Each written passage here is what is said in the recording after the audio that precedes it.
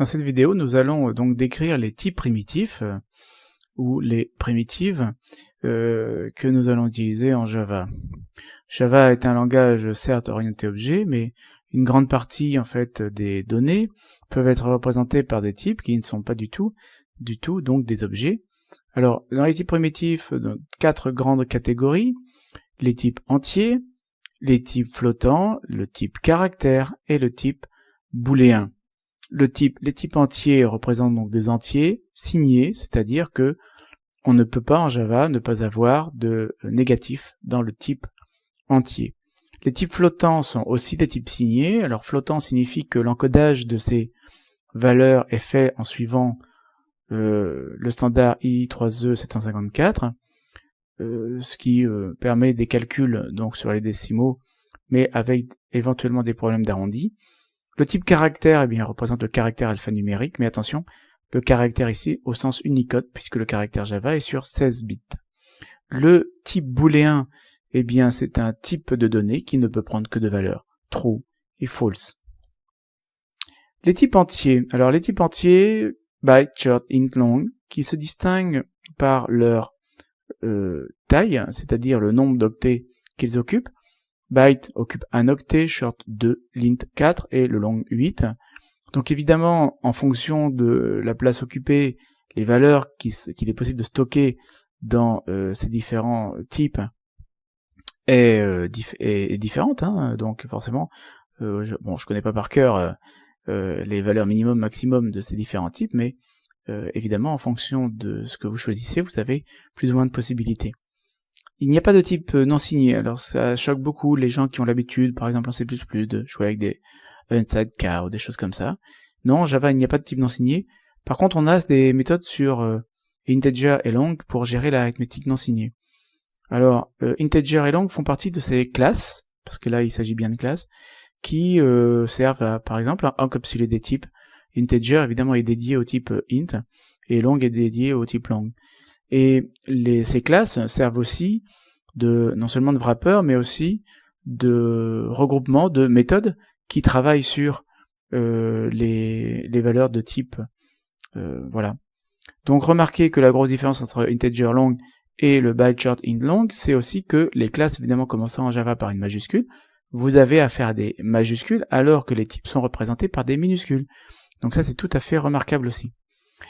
Une petite remarque, les littéraux sont typés, donc 4 est un int, c'est comme ça. Si vous avez besoin de parler d'un long, vous allez introduire 4L pour indiquer qu'il s'agit d'un long, tout simplement. Au niveau des types flottants, donc on a deux types flottants, 32 bits et 64 bits. Donc suivant la norme I3E 754, qui spécifie un certain nombre de choses en termes de comportement des valeurs aux limites, en particulier. Float et double. Par défaut, donc, 5.6 est un double. Si vous voulez obtenir un float, il faudra écrire 5.6f. Alors, ne pas utiliser ces types pour des monétaires. Oui, parce qu'en fait, il y a toujours un petit problème d'arrondi au niveau de ces types. Et si vous voulez utiliser, donc, si vous voulez présenter du monétaire, eh bien, vous utiliserez plutôt le type big decimal qui, comme son nom l'indique, est donc une classe. Hein. Donc les types float et double ne doivent pas utiliser pour du monétaire, mais pour des représentations flottantes qui acceptent en partie les arrondis. Le type caractère, donc c'est tout simplement le char, hein, c'est le type char. Alors attention, il s'agit d'un caractère sur 16 bits, suivant donc Unicode, donc dont les codes vont de /U0000 à /UFFFF. Et donc ces valeurs peuvent englober, ma foi, suffisamment de caractères pour représenter beaucoup plus que l'alphabet latin, arabe ou etc. dont on est plus sur évidemment des plages de caractères qui permettent de représenter des idéogrammes. Le type chaîne de caractères n'est pas un type primitif, attention, je parle bien là ici du type caractère, soit donc un caractère, mais la chaîne de caractères n'est pas un type primitif elle-même, puisqu'il s'agit effectivement de la classe string, que l'on reverra juste après. Pour ce qui est de la valeur booléenne, alors la valeur booléenne évidemment soit true ou soit false, la taille en mémoire n'est pas précisée par la spécification Java, mais ce qui est clair, c'est que les booléens ne peuvent pas être confondus ni avec des entiers, ni avec des références. Avec une référence, nul par exemple, oui, c'est une remarque qui va en direction des gens qui ont l'habitude dans des langages comme C, C++, de confondre 0, nul et false. Ce sont des langages, ça, qui ne font pas de différence vraiment, fondamentalement, entre le faux et le 0. En gros, 0 est faux et tout le reste est vrai. Mais en Java, pas du tout. Une expression booléenne doit vraiment être exprimée à la valeur true ou false, et il est hors de question de faire des codes du genre if ma référence ou if mon entier, en imaginant que la valeur 0 étant remarquable, on pourra la différencier. Alors voyons un petit peu ce que ça donne en utilisant NetBeans, donc dans le projet 178.0. Dans ce projet 178.0.5, donc pour l'instant, je n'ai pas grand-chose dans mon source package. Ici, donc, j'ai demandé ma classe principale et même, je vais pouvoir tout simplement les supprimer.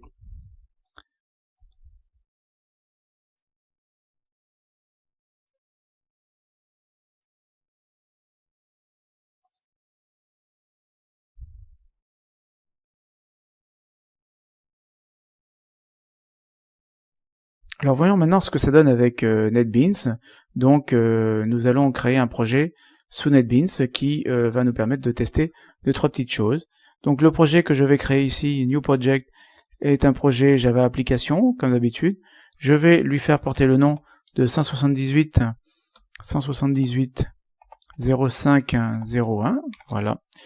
Classe principale, à la rigueur, je vais lui laisser créer la classe principale parce que je vais tout faire en fait dans le main. Donc voilà, il m'a généré le main dans sa classe principale, pas de problème. Alors, testons quelques petites choses dans ce main. Je vais donc créer une valeur entière, donc valeur int égale 5 par exemple. Valeur 5. Donc l'entier en fait est tout à fait println, voilà. La valeur est, et je concatène avec mon entier. Voilà, vous savez que les chaînes de caractères permettent la concaténation sur des entiers. Donc j'exécute mon petit bout de code, ici, run file.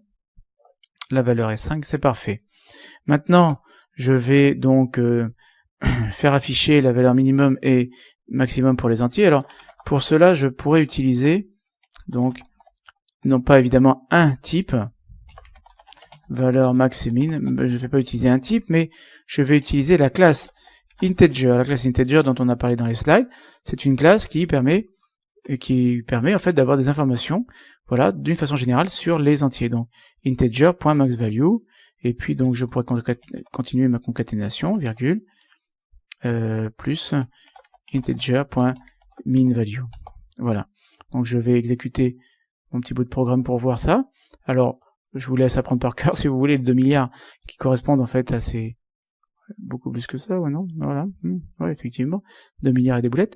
Donc, on voit bien qu'il y a par contre, il y a une valeur minimum signée, une valeur maximum signée. Alors, le fait que ce soit signé, normalement, ne gêne pas réellement les manipulations sur les chiffres. En fait, le fait que ce soit signé fait que si vous voulez faire de l'arithmétique non signée, vous devez utiliser les méthodes de integer qui sont adaptées. Sinon, il s'agit simplement d'une représentation en fait des données stockées dans un entier, donc ça n'a pas une véritable importance. Les compatibilités des types, ça signifie que lorsque vous écrivez ce genre de code, valeur longue égale valeur int, le compilateur ne va rien vous dire, si ce n'est que ici valeur longue n'est pas utilisée.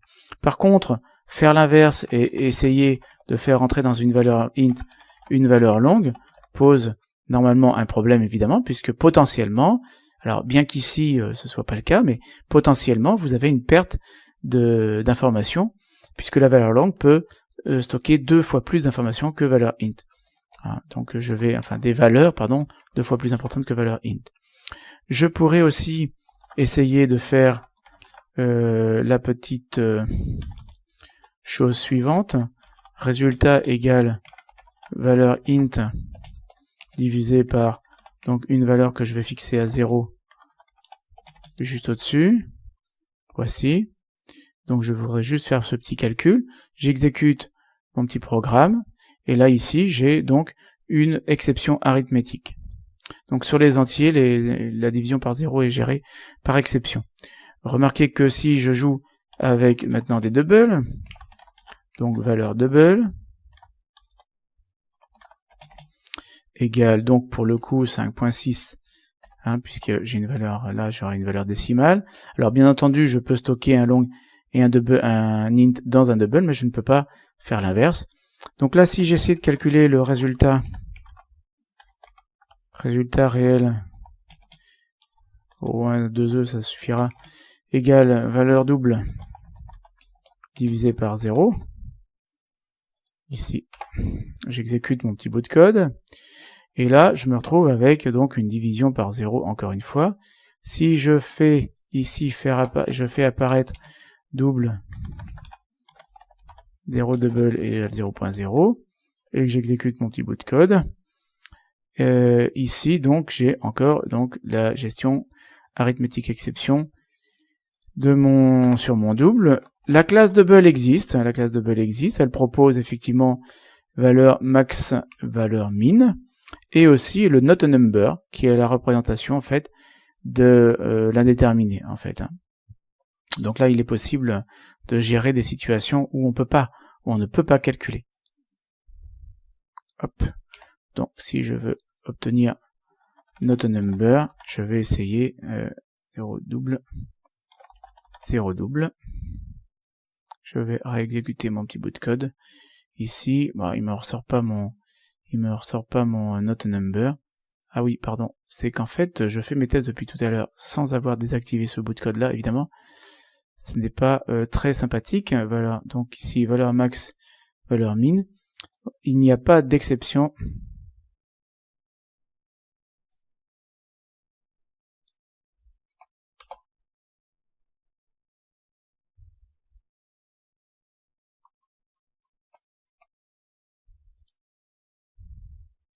Alors je vais mettre maintenant en commentaire donc cette erreur là. Je vais faire mon petit test, le même test sur les doubles.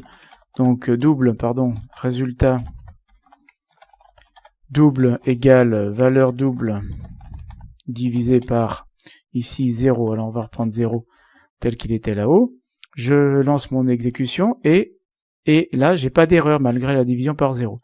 Donc étonnement peut-être, je ne sais pas. Donc je vais tout simplement faire afficher ici résultat double de points, faire afficher les résultats puisqu'il a l'air de savoir les calculer. Je ne vais pas m'en priver. Résultat double, 0 double pas du tout, c'est résultat double que je voulais obtenir, voilà, point virgule. Je réexécute mon petit bout de code, hop, ici, et en fait il me dit que c'est l'infinity. Alors d'où ça vient ce truc là? Eh bien tout simplement sur la classe double, j'ai bien sûr les max value, min value, bien entendu, mais j'ai aussi le not a number qui représente justement la valeur incalculable, la valeur infinie. D'ailleurs, vous avez aussi des possibilités ici pour tester les valeurs que vous avez récupérées. Donc les classes en fait de wrapper, integer, double, long, etc. sont des utilitaires que vous pouvez appliquer sur les types. On voit qu'en fonction du type que vous manipulez, est-ce que c'est un type entier, est-ce que c'est un type flottant, float ou double, les résultats même des calculs ne risquent de ne pas être les mêmes. Enfin donc une remarque à propos du caractère, caractère donc cc égale alors littéralement donc entre simple cotes, exprimé entre simple cotes, d'accord, que de cette façon-là, attention, il ne s'agit pas d'une chaîne de caractères, et je rappelle qu'en réalité, ici, j'ai bien 2 octets par rapport à 2 octets, en fait, de stocker pour coder mon caractère. Donc ici, l'affichage, c'est car, 2 points, et puis ici, donc plus, je peux faire apparaître cc, par exemple, donc je vais exécuter ceci, cc, voilà, donc le caractère A, et ici un cc point, caractère point. Ici donc on a effectivement plein d'informations concernant les caractères. Donc ici byte c'est tout simplement le nombre de bytes qui est utilisé pour représenter un caractère, et on voit que on a ici plein d'informations concernant les caractères. Donc ça c'est ce à quoi servent les classes qui englobent les types. Donc là évidemment la richesse est assez importante. Donc ici, j'aurais voulu tout simplement représenter, récupérer, donc reverse bytes. Là, on peut renverser en fait le caractère. On pourrait essayer de le faire ça sur CC, voilà, et voir ce que ça donne. Hein, donc on va manipuler, on renverse les 2 bytes, et effectivement on tombe sur une plage d'encodage qui n'est pas un encodage de l'alphabet latin et donc utilisable directement en français. Voilà. Donc voilà une petite illustration des différents types. Donc je rappelle que les type entier, int, long, bien sûr, byte et short. Short étant la moitié d'un int et byte étant l'octet. Float et double pour les types flottants. Caractère, et puis la valeur booléenne, peut-être quand même repérer la valeur booléenne, donc qui n'a que 2 valeurs possibles, true ou false, et qui n'est absolument pas possible de confondre avec un entier ou avec une référence nulle, comme on pourrait le faire dans d'autres langages. Donc là, avec Java, une sûreté dans le codage en ce qui concerne les types. Java est un langage fortement typé, donc il sera sympathique de respecter les types. Alors pourquoi est-ce qu'on ne respecterait pas les types? Eh bien parce que, par exemple, on commence à utiliser un int, et puis un peu plus loin, on se rend compte qu'en fait, il nous fallait un long. Donc ces espèces de transtypages, en fait, sont toujours un petit peu délicats à lire et à maintenir. Voilà, donc ce qu'on a couvert dans cette vidéo, c'est le passage en revue des types fondamentaux, primitifs de Java. Ces types primitifs sont peu nombreux, très peu nombreux, ce qui veut dire qu'on va passer en Java beaucoup de temps à créer ses propres types de données. On a les types entiers, on a les types flottants qui ne se comportent pas, bien qu'étant tous les deux des types numériques, ils ne se comportent pas de la même façon, donc on fera attention à ce qu'on fait avec ces types. Je rappelle que parmi les types entiers, int est le type à favoriser, puisqu'en fait, très rapidement, byte et short vont être convertis en int lors de certaines opérations. Le type caractère qui est 16 bits, donc qui est la base de string, mais string n'est pas un type fondamental. Et enfin donc le type booléen qui est donc la représentation de vrai ou faux.